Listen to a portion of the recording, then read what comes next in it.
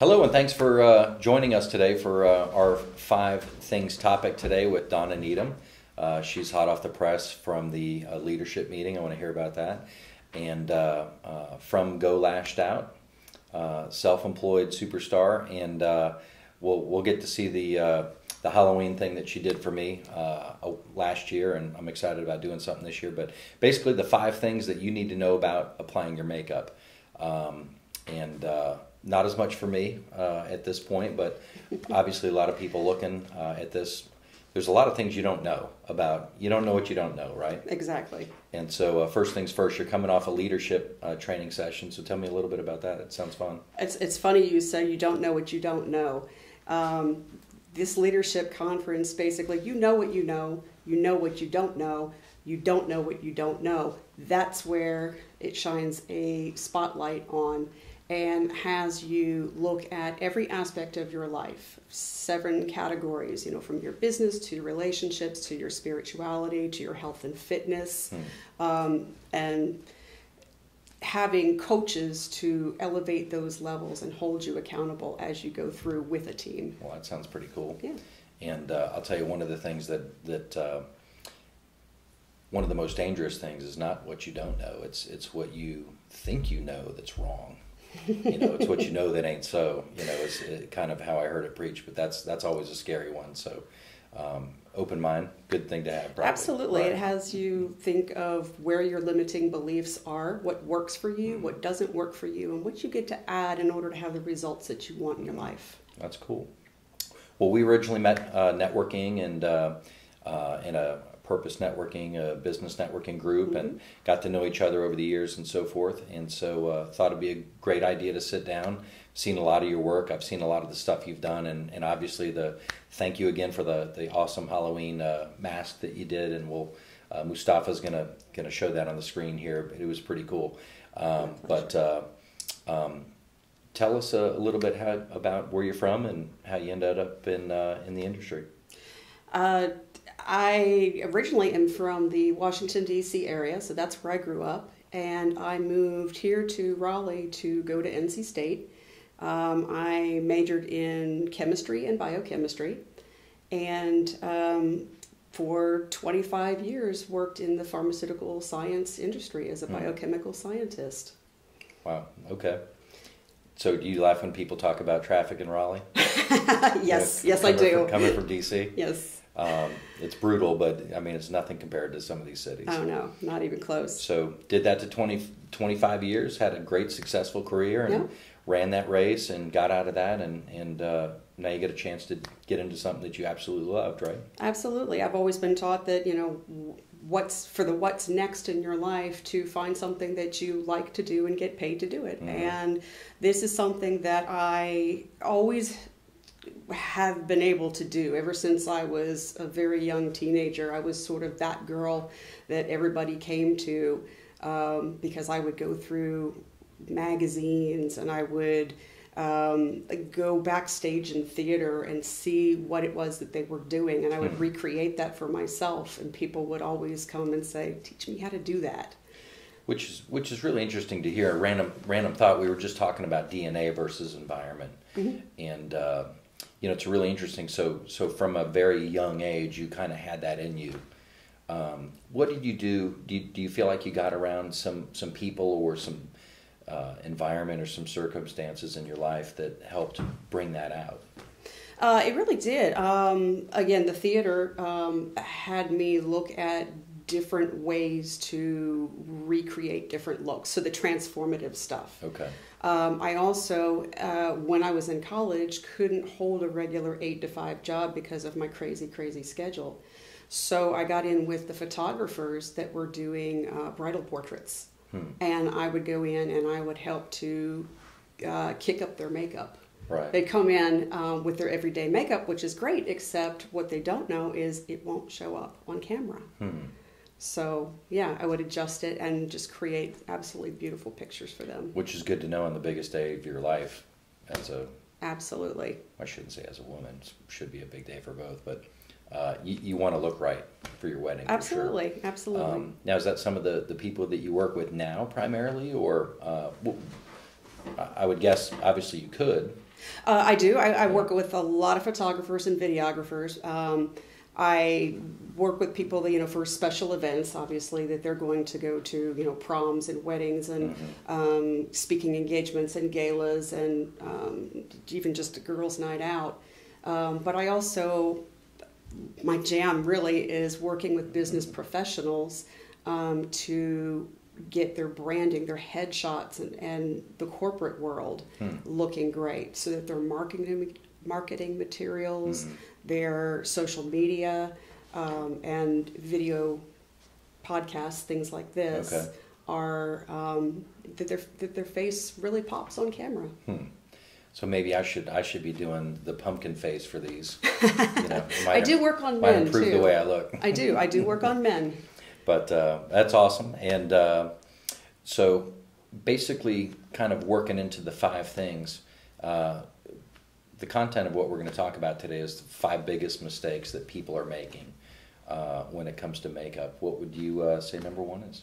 Well, it's not so much the mistakes, but rather the things you should know, maybe. Things that you should know, or things that you maybe haven't thought about. And number 1 is makeup is an extension of your wardrobe. It's an extension of your entire look, and it should match in style and intensity for what it is that you're wearing. For instance, if you're wearing something very casual, you want that to extend all the way up, and the makeup that you wear should be very natural. It should be dewy. Yes, it can have a pop of color, but it should be in similar in intensity to what it is that you're wearing. That makes sense. If you're wearing a sharp business suit, you want your makeup to be very sharp and on point as well. And if you're wearing a glittery dress, you want that to extend all the way up. Otherwise, it looks like you've forgotten something. You forgot to get dressed. You forgot to, you stopped here. And people will notice that more than they will notice you as an individual. Interesting. Interesting. And change it up. Yeah. So number 2? Number 2, that is, makeup is really a self-expression. It's art, and it can be very empowering. There's a quote I love from Bobby Brown that is, all women are pretty without makeup and pretty powerful with the right makeup. And as far as empowering goes, the beingness, your personal essence or your professional vision shows up on your face. And I create a look that embodies that. So there's a congruence to it. If you are for instance, I've got a client that is 25 years old, and she is a home healthcare physical therapist and hospice provider. She wants to come across as caring, compassionate, giving, and her makeup style looked more like it was getting ready to slay at a club. And she was wondering why she wasn't landing enough business. And so she hired me to come in and create a look for her that she was able to use for her marketing materials and her social media. And as a result, that comes out on camera, and her business skyrocketed. Because, just the initial impression, I read something a while back or heard something a while back that, being in sales, when you pull up to a house or you meet with someone, people largely determine whether or not they're going to do business with you like in the first 5 seconds. And it has to do with your body language, obviously your dress, your wardrobe, but just the snap impression someone gets from you. And I've never really realized or never really thought about how much makeup makes a difference, other than flamingly bad makeup. Well, when it's bad. Yeah, it stands out. If I notice it, it's probably terrible. Exactly. That's the thing. You shouldn't really notice it and of itself. Right. It should just be very smooth. Yeah, I can see where that's a big deal.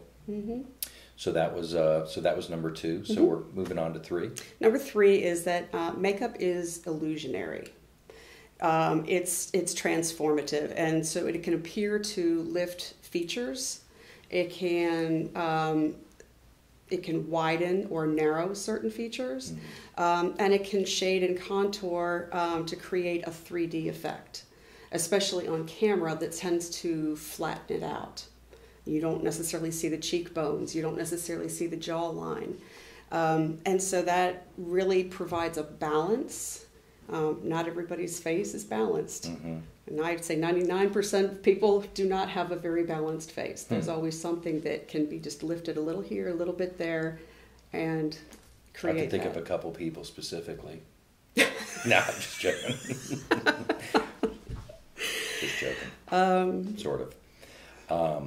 But what about abs? Can makeup help out with abs?